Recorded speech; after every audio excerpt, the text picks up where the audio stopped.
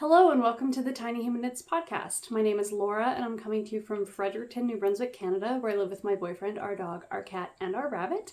You can find me online as Tiny Human Knits on Instagram, Ravelry, Etsy, and YouTube, and I will have links to all of my social media and everything else I talk about in the description box below.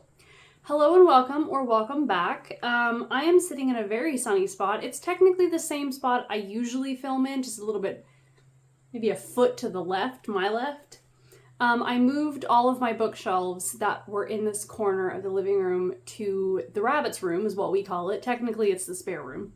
It's the rabbit's room. It's his designated area. But I've had to... What was my point? Oh, I was going to say, those shelves may live in there indefinitely now because I rearranged the room and put the shelving in there with all the stuff on it, and it looks so nice in there.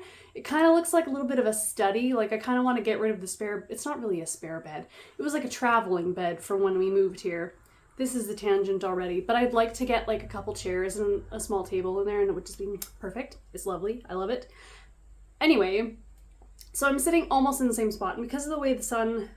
What is my point? It's hot right here. I can't remember what I started that conversation for.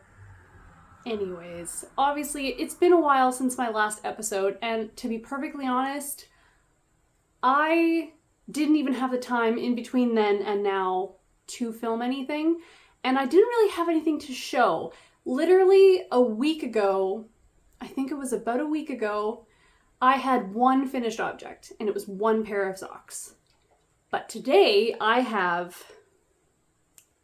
technically 7 finished objects, a few knitted and a few sewn Christmas gifts. And yeah, the last week has just been finishing a bunch of things because most of these things were started before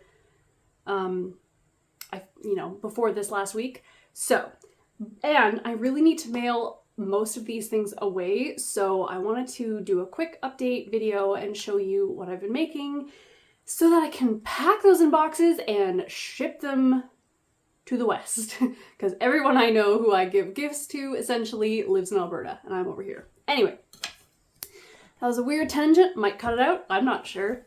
But we are going to start, obviously, with what I'm wearing.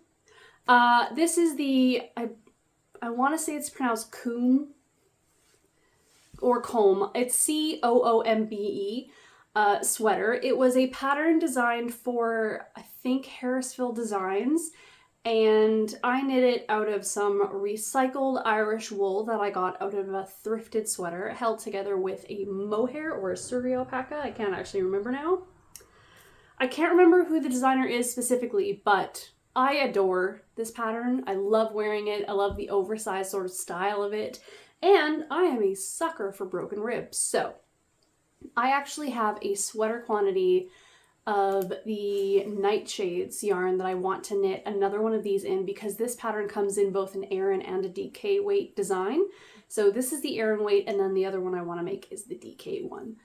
But I'm pretty sure I put that in my video that I did last year of all the sweaters that I wanted to make, like the ones I had sweater quantities for.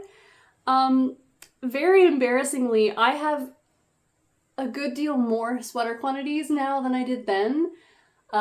Mostly knit picks, to be perfectly honest. I have been supporting knit picks rather a lot. I was thinking of doing another one of those like sweater plan videos because I am determined to not buy yarn next year. Like I have a problem enough that I dye yarn that I end up making sweater quantities for myself out of colorways, like usually the Gartrell sweater.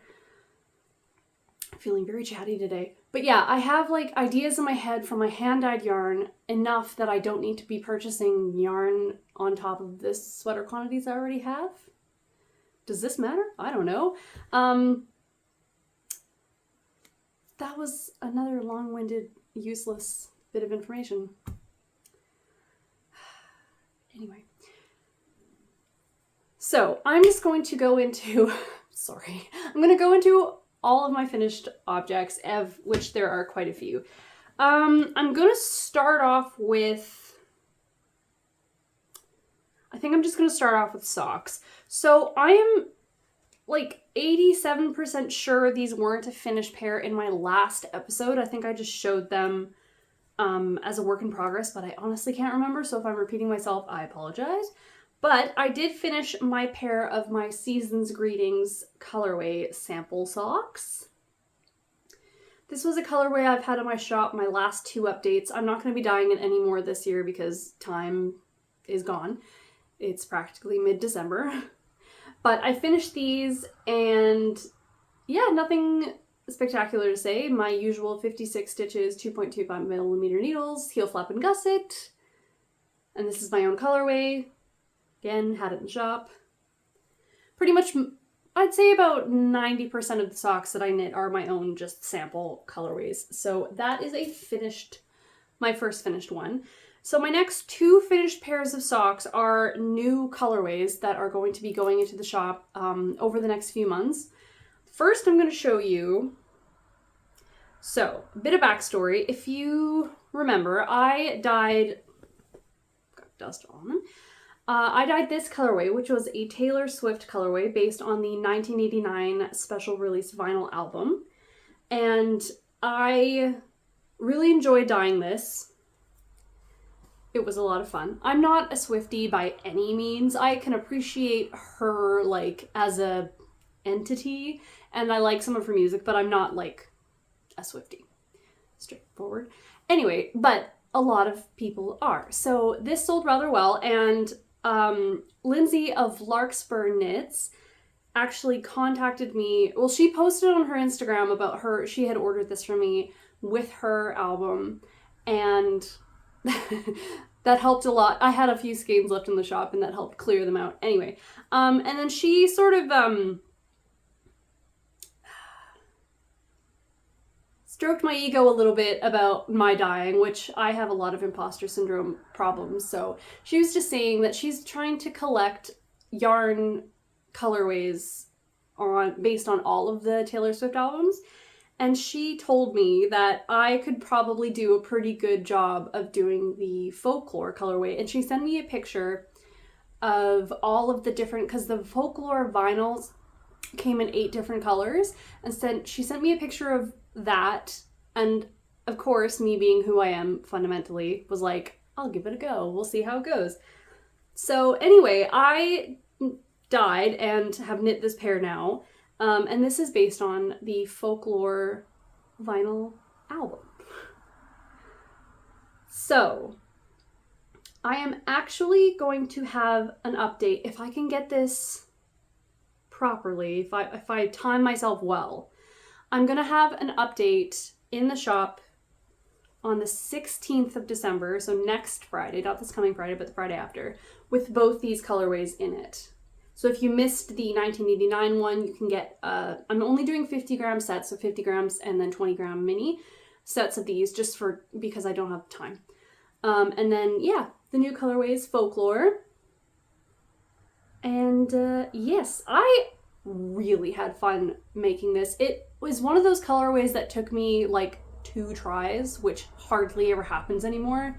So it was really exciting and I really enjoyed it. And I'll do anything for Lindsay if she asks me to. If she asked me to design all of the other albums, I'd probably do that too, because she's a delight and I appreciate her greatly.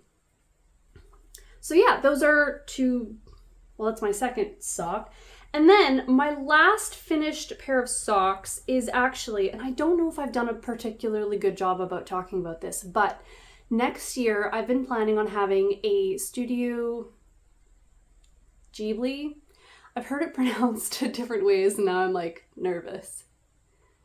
Anyway, Studio Ghibli collection that's coming out the way that my my Lord of the Rings colorways have come out, so once every month in like the first half of the year. Although I do have more than 6 colorways designed already for the Ghibli collection. But, so that's that. I'm trying to do my Lord of the Rings, the Return of the King colorways next year, but if I can't get past the hurdle of the first colorway, because I've dyed it like 6 times, I might just take a pause on that for a bit, but I'm going to be having Studio Ghibli colorway every month of the first half, at least, of 2024. So in January, my first colorway is going to be Ponyo. And I love this colorway. It's so bright and fun. So the first colorway, and this will be going into the shop in January, is going to be this one. This is Ponyo, and it's glorious. I love it so much. I love it so much. It's so bright, and it's perfect for January because January is quite, gloomy and dark, and this is very bright indeed. I actually hope it's not blowing out or anything. I love it so much. Especially, like, this green color is probably my favorite thing in the whole set, just because it's that green bucket in the movie. I love it so much. But yeah, knit it exactly the same way I knit all of my colorways. My sample socks are usually knit for my size because I will eventually wear them. I get really precious about them for the first 2 years or so, and then I can wear them after that. But yeah, this will be coming in January. And like I said, if I can get my Return of the King colorways to cooperate with me, then I'll also have the first Return of the King colorway going out at the same time as this colorway. I hope that made sense. I feel like I'm rushing because I'm gonna lose the light in like 30 minutes, so I'm trying to go faster. All right, so my fourth finished object is my biggest finished object, and I was absolutely determined to finish this before the end of November, and I did, but only by a day. I finished this on the 29th of November, and it was my first finished object that I sort of did in a slew of finished objects, and that is my Hugo sweater. It's been folded, so it's a little wrinkly, and I might have to take like a different video because it's huge. Here she is. It's gigantic. Dun dun. It's beautiful. It's gigantic. It's beautiful. So this is a pattern by Veronik Avery for Brooklyn Tweed, and I knit it out of Knit Picks Simply Wool Aran in the Winnie colorway, and it's lovely. I made one modification, two modifications, but one of the modifications was something that was written into the pattern. So I knit the 44-inch chest size, I think 44 or 44 and a half, and I knit with the modification for a tall person because I knit this for someone who's almost 6'1", so I wanted it to be a little bit longer because it literally says in the pattern, like, it's written for someone under 5'10" and under, and then if you want it to be a little bit longer for a taller person, you add this many whatevers. And that's the only modification I did that was in the pattern. And then the other modification is I did change the neckline. So the neckline on this sweater in the original one has a sort of like, it's sort of like a funnel neck, and then it has like a opening, so it's knit back and forth, and then it has an opening with buttons, but that's a bit too much faff for what I wanted this to be. So I just picked up, to be perfectly honest, a random amount of stitches that seemed, the rate that collars normally have. And then I just knit it extra or double long, and then I knit it down. And I'm quite happy with that. And it's also you knit it flat and seam it together. And while I was seaming this together, and I've never shied away from a seamed garment. I don't mind them at all. I actually quite enjoy them. But while I was doing this, it was so easy that I felt like I was doing it wrong. Because normally if I sew something together, I'm a bit haphazard with it because I'll just start. I don't like mark anything. I have very basic, like, top of the sleeve, bottom of the sleeve, but the rest of it's just sort of however. But usually, at least once, I have to, like, pull a couple stitches out to reset them in some way. And with this, I didn't. Not once. And the whole thing is seamed. The side seams, the shoulders, like, all of it is seamed. I really like it. If anyone tells you seaming is hard, it isn't. And you're not going to get better at it until you practice. But it's done and it's huge and I'm so excited to send it. I hope it fits him. I really hope it fits him. Honestly, when I was doing the collar, I was trying to see if it looked like, if the length was good, if the stitch count was good, and all that other stuff. So I was trying it on, but I couldn't have more of an opposite figure than who this is intended for. So it just looked so strange, and it wasn't giving me the right like idea of what it was going to look like. So when my boyfriend came home, he's quite a bit shorter than this person, but he has the sort of same barrel chestedness, almost the same measurement. So I got him to try it on, and it was like, thank goodness, because that's what it's supposed to look like. So I know it's going to look nice. I'm really happy with the set and sleeves. I'm just really happy with this, and it's a lot of knitting. It's a lot of knitting. What else can I say about this? I think that's pretty much everything. I'm trying to think of anything else to say. I knit it on 4.5mm needles, all in the pattern. I follow the pattern almost exactly. But I'm very happy. And then I put this little handmade label. I think I got it from Intensely Distracted. And I just did that so he would know what side the back was. Otherwise, yeah, I love it. It's so good. It's so good. It was so much knitting. But I'm very happy that it's done. And honestly, I may very well make another one of these one day for my boyfriend because he really, really liked it. Okay, moving on. The next finished object is a set, actually. And this is for my nephew, Axton. And it is specially made for him because his mother, my little sister, informed me that they are getting him like a play kitchen set because he absolutely loves helping in the kitchen. So they're getting him a little kitchen set. So I decided I was going to make him like, so I saw on Etsy, there's this company called the Tiny Sewing Company. I think that's what it's called. Yeah. And they had a set with a apron and a chef's hat. So I thought it was perfect. He has a lot of stuff. This was an easy project. Or it should have been. I'm gonna put this up here now. I'm not a huge fan of the way the patterns were written. I found them confusing, but I also find very basic things confusing sometimes, so take that with a grain of salt. But I made for him this little apron.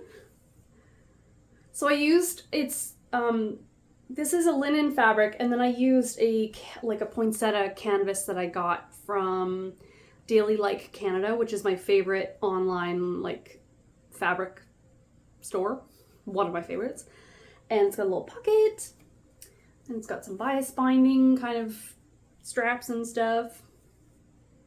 And I wanted to make it sort of a Christmassy theme because it's for Christmas and my sister loves Christmas. So this is the apron, and then the top, not the top hat, but the chef's hat is this. It's gonna be impossible to show it properly and it doesn't fit on my head, so I hope it fits him. And this just has a little bit of a sew-in Velcro situation at the back, just so we can put it on properly. And yeah. But yeah, little chef's hat and apron for Christmas, just because he has a lot of sweaters that I've knit him, and I didn't have time to knit another sweater. So this was a really fun way to make something for him that will go with his main Christmas present as well. So I think it's heckin' cute. So I've literally got to put that in a box tomorrow and bring it to the post office. But my last finished object might very well be the cutest and weirdest thing I've ever made. I don't know if it's weird, but it was odd. It was an adventure. So this is for Mira, my niece, for lack of a better term. It is a pattern from Buck and Bloom, and it is called the Calin Shacket. Here it is.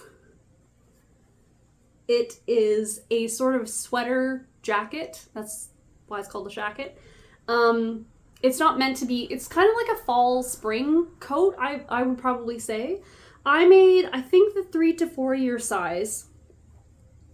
And this pattern comes with a lot of modifications, and I'll show you the one that I chose to do. But it's got little flat pockets here, and then the little curved pockets there. And I used snap buttons just because they're so stinking easy to install, and they're really hard to get out.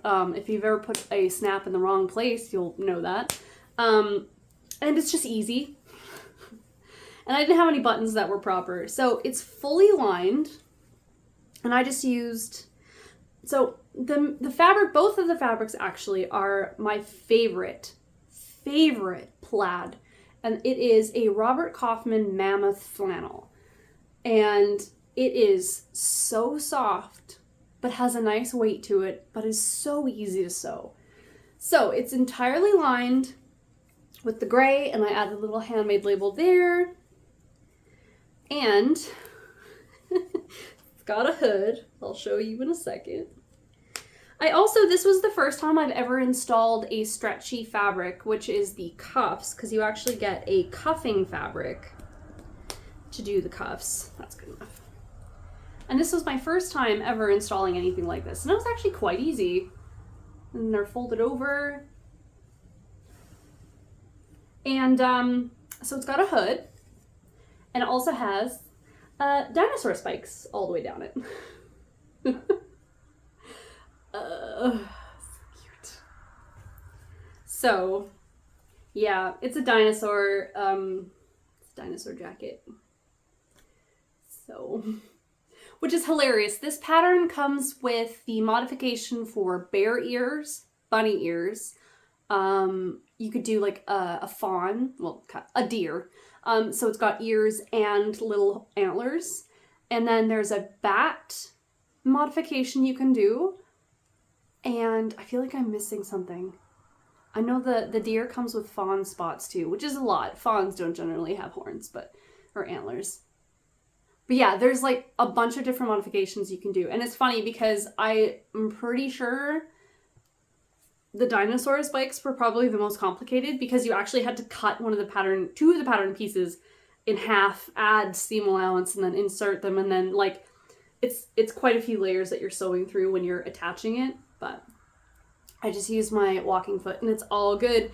And I really, really enjoyed this. I had so much fun. It's funny, I was making the apron and the chef's hat, and I was genuinely so annoyed, and it should have been the easiest project ever. And then I started making this, and I really, really enjoyed myself. And then it's great because the hood is also fully, like, it's all fully lined, encased seams. It looks gorgeous. I'm really happy with myself here. And yeah, the main problem I had with it when I was making it was I kept sewing things backwards. So me and my seam ripper had a good long conversation about that. And it's just darling. It's a little longer in the back than it is in the front. And it's got sort of a split hem situation.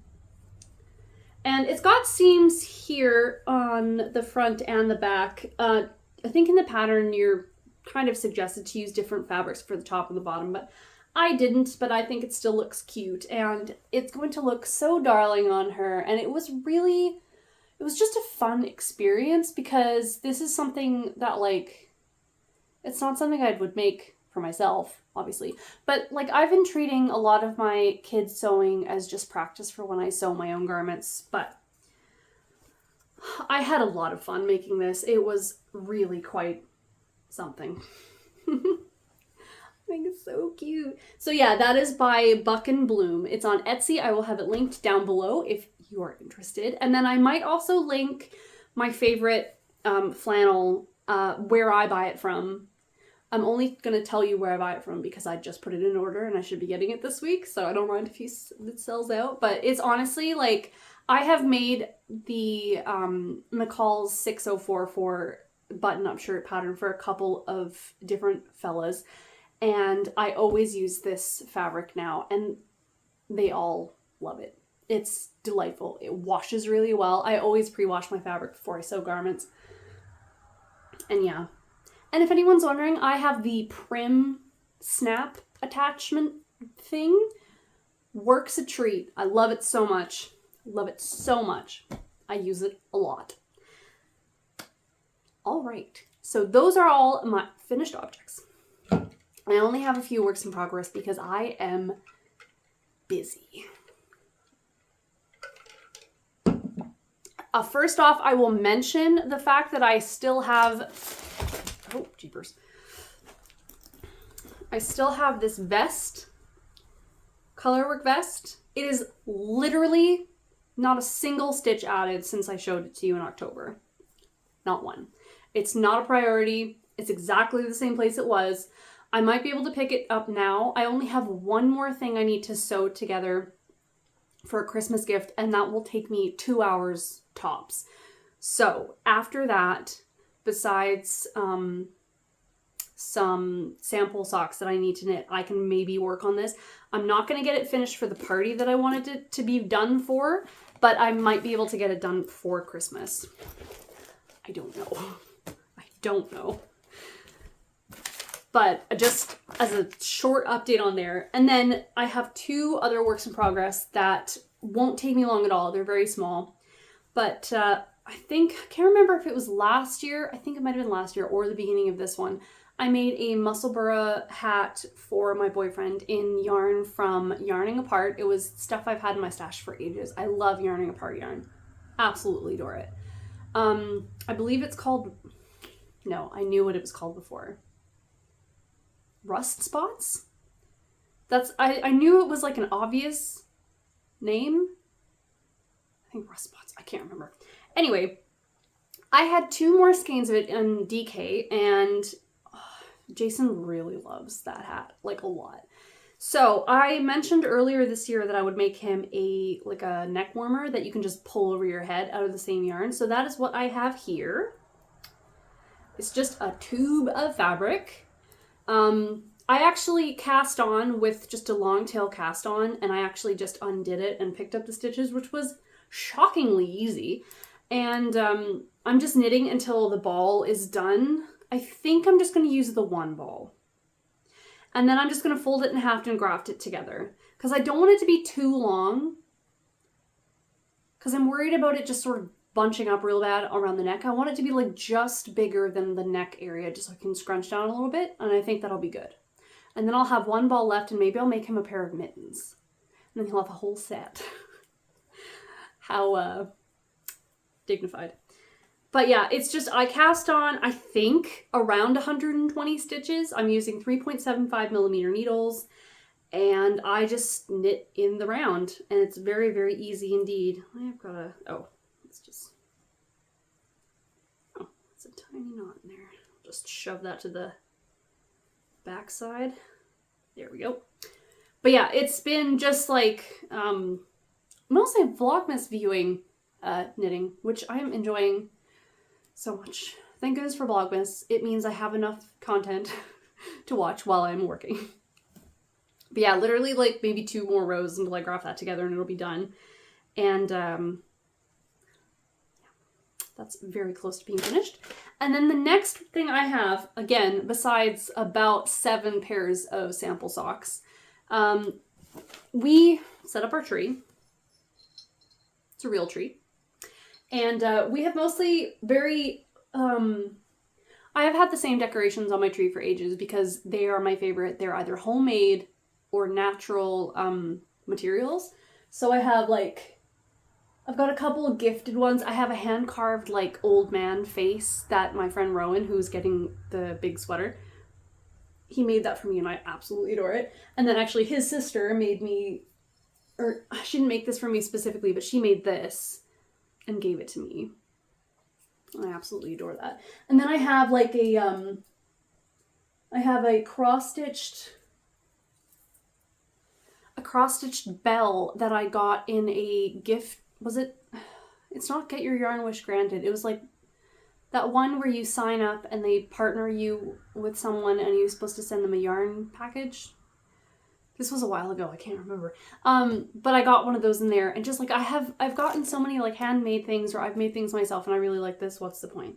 Oh, yes. So Jason this year, for some reason, is determined to get a tree topper, or have a tree topper. We've never had a tree topper. And he's also really wants to put Christmas decorations on that, or Christmas lights on the house. Don't know why, he's never done that before. But yeah, so we were walking the dog the other day, and we looking at people's Christmas decorations. And someone in one of the houses down our street had just a Santa hat on top of their tree. And he absolutely adored that idea. So I said I could probably scrounge up some yarn in my stash to make like an old-fashioned looking Santa hat. So I started one. This is another project, arbitrary number of stitches. This is it. I'm knitting it on 6mm needles, and I'm holding together this ball of undyed boucle. I believe it would be a DK weight. And then I've got this leftover. This is the Knit Picks blown yarn. What is it called? It's not Wish, that's Drops. Anyway, it's the Knit Picks version of a blown in yarn, and it's just the white colorway. It's leftovers from when I made like a little teddy bear stuffy. And then I'm holding it with this skein of not Surrey alpaca, this is mohair. And this is just from some that I dyed a while ago. I think it's pale mushroom. It looks like pale mushroom. So I'm just holding these three together. I did like the tiniest gauge swatch just to sort of give me an idea of how many stitches I should cast on. Pardon me. And yeah, I just cast this on like yesterday, and I just sit down for a bit and do it. And I really like the texture of it. So I'm going to knit this long enough to fold over double, I think, unless I run out of this, but I don't think I should. I think there's actually plenty in there. But I'm going to do it maybe 5 inches, fold it over, and then I'm going to switch to, this is a skein of, I believe, Cascade, but I don't know the color. I'm going to hold this, I think I'm going to hold this double, and then I'm going to hold it together with this mohair, which is my Hot Lobble colorway, I think. Or I'm going to hold one strand of this and then one strand of this Rauma Phenol PT2, I think, with this. Because Jason very specifically wants it to be a sort of rusty red color. So I'll do whatever is the closest to what that color needs to be. And then I'm going to knit it to have a long, like, tapered point and then kind of hang down and have a great big old pom-pom at the end. I think I have a fur pom-pom that I can add to the end of it, which will be absolutely perfect. And I just remembered, a good thing I actually had set it aside. I just forgot it was here. I just remembered another work in progress that I've got going on. But that should be done soon. I can't imagine it taking very long. It's 6mm needles. But another thing I started, and I know if you've watched me long term, you'll know that I'm absolutely terrible for actually finishing crocheted projects. But I didn't get myself any advent calendars. I actually don't normally get advent calendars because I just don't usually have time for advent calendars. I got a tea one, but that's neither here nor there. But anyway, I think it was it must have been earlier this year, Tanis Lavely from Tanis Fiber Arts, she made a sunburst granny square blanket with a bunch of her DK, I think it was all of her colorways on their DK base or fingering held double. I can't remember which one it was exactly. But I really, really like the look of that granny block, or granny square. And I like the idea of doing just a solid color of something, and then I will just sew them all together. I don't mind that at all. But, so I had this idea, and then I had to start it. So I gathered together a bunch of my mini skeins in this beautiful bag. So I've got this bunch of mini skeins. It has to be, I've weighed a bunch of them. As long as they're 11 grams or more, I can get a square out of it. But I got all my mini skeins and wound a bunch of them up. And I actually got this bag at the craft fair here in Fredericton last weekend. I don't normally buy project bags from other people. I usually just make them myself. But I love this thing. Anyway, so every day in December, I decided I was going to crochet up one granny square. And to be perfectly honest, I might continue doing that until I have enough, or just until I don't want to do it anymore. So this is actually what I've done so far this month. I actually, I did 2 on the 1st of December. That's these 2 right here. And inadvertently, I have done only my own hand-dyed yarns. That's not all that's in this basket, but it's I think the majority. But yeah, all of the ones I've done so far have been my own hand-dyed. But yeah, this was the second. And then the third, this is the day that I finished the Ponyo colorway socks. And it's really nice to know that because I only use the contrast color for my heels, there's still enough to do granny square. And then this was the contrast color for my folklore colorway. So that was the day after. And then it's just these two. This was my today's one. So yeah, I'm actually really enjoying that. I had made a few before the start of December, so this is like my stack of November ones. And these are all also my own hand-dyed. I didn't do that on purpose. But yeah, this one's a super old mini skein that I had. This was probably from like 6 years ago. No, 5 years ago. Can't even remember. I know what the name was based on, but I can't remember what it was exactly because it was really convoluted and long. And yeah, I might cherry pick, like, this one probably won't go with the rest of them because the rest of them are all really natural colors. Like, even this one sticks out a bit. But, yeah, I'll figure that out when I run out of mini skeins. But I'm actually really enjoying it because it's a way for me to, like, I have to really, not really concentrate, but I have to be sitting still and actively doing the thing when I'm crocheting. So it's been helping me just, like, sit down and take, like, a 15-20 minute break. And they're really cute. I will link the pattern for the Sunburst Granny Square down below, or the one I was using. I used a video one, which was really helpful because the lady was very clear in what she was doing and also was using both US and UK crochet terms when she would say what she was doing next, which I think was quite nice. And I really like them, and I'm gonna enjoy that while I can. And that's just a one a day. Honestly, I might just keep doing it after Christmas and yeah, until I run out of mini skeins, because the leftovers from that project that I'm, like, when I get to the end of the mini skein, I wind it up into a ball, and I'm going to be putting them in my granny stripe blanket, which I haven't worked on in a very long time. I might eventually, I don't know, we'll keep it open.